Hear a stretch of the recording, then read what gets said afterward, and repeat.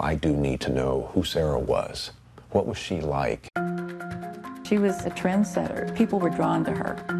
She came down that off-ramp there. Her car is found all the way over to the right side. Her personality, her look, her character. 18-year-old Sarah DeLeon was in the prime of her life. The outgoing Kansas teen was enrolled in college and hoped to become involved in the travel industry.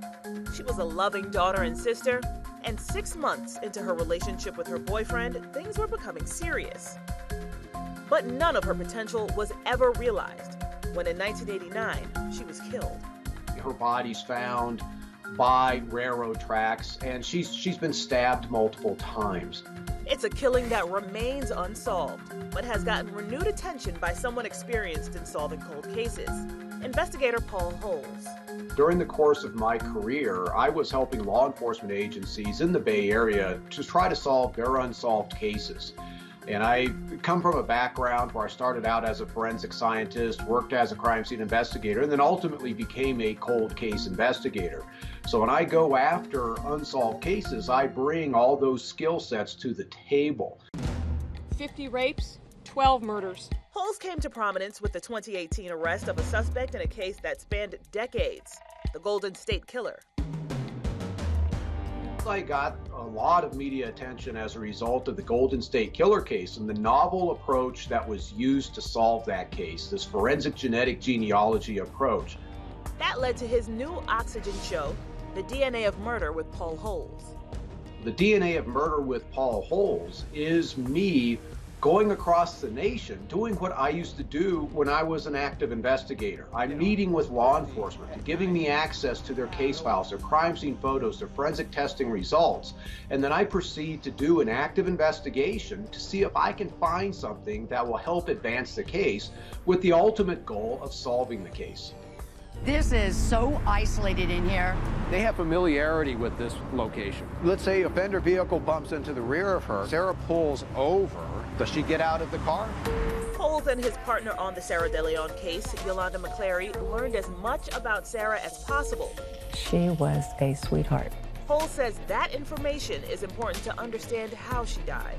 As I'm talking to Sarah's mom, her brother, her friends, I start to learn who Sarah was. And she was a bright, very flamboyant type of personality that was feisty. I start taking that information and looking at, well, what happened to her during the dynamics of the crime scene. Much has changed since 1989. Advances in technology, even a fresh set of eyes can affect the outcome of an investigation. By getting the information of the case out there into the public domain, it just takes that right person to hear that information and go, yes, I know something. In 2016, a woman was arrested in Sarah's killing, but the charges were ultimately dropped. Holes took that into account in his investigation.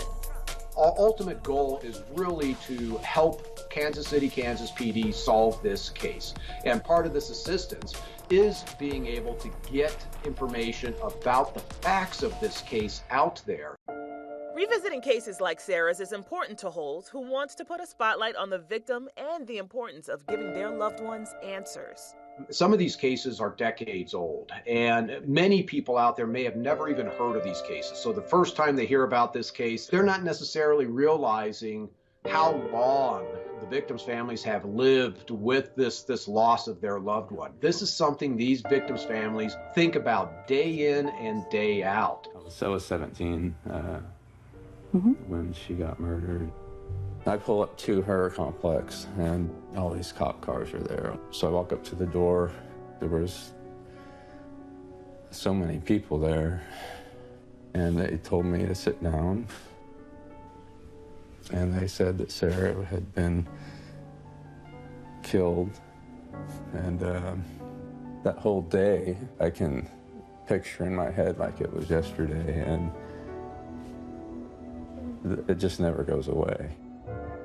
Those victims and their families are what drives Holes, who retired from the Contra Costa County DA's office 3 weeks before the arrest in the Golden State Killer case was made.